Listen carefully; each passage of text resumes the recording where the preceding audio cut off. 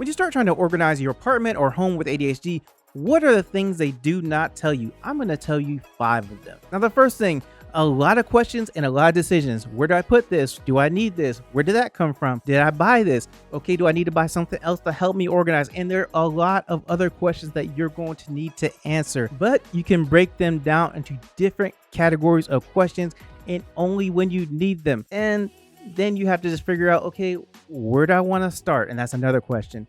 But you can also simplify those questions down and only answer the ones you actually need. Another thing that you may not know is that it actually takes less time than you actually think, because you don't have to do it all at once. You can break it down into little sections, into little time frames, whatever you want to do to make it easier for you. And then you're not stuck organizing for 2 or 3 hours and just like dreading it.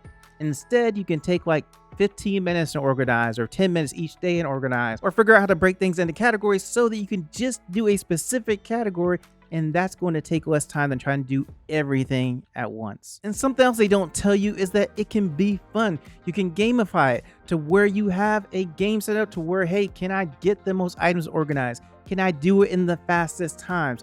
You can also invite a friend over to help you organize, and because they're over there, it just becomes a more fun activity. It doesn't have to be boring. If you want to put on music or something like that and dance around while you're organizing, that's going to make it a lot more fun. And also, just from organizing, you can get some dopamine. And the way you do that is every time you complete a goal, an organizing goal that you set up for yourself, because generally you want to organize an area, and you also want to make sure that you organize all the items in that area, or get a specific amount of items organized. And so you've set a goal for that too.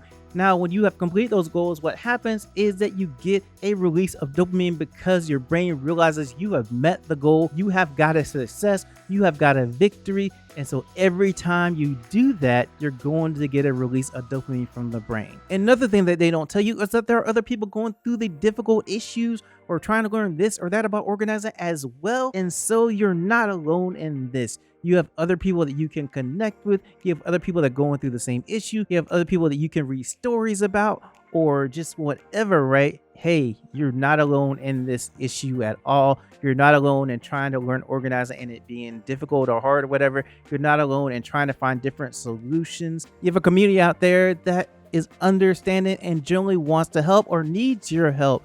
And so to learn more about organizing, to learn more about decluttering with ADHD, I have a video right here that goes over 12 different tips for you so that you learn more about how to organize. You can watch that video right here.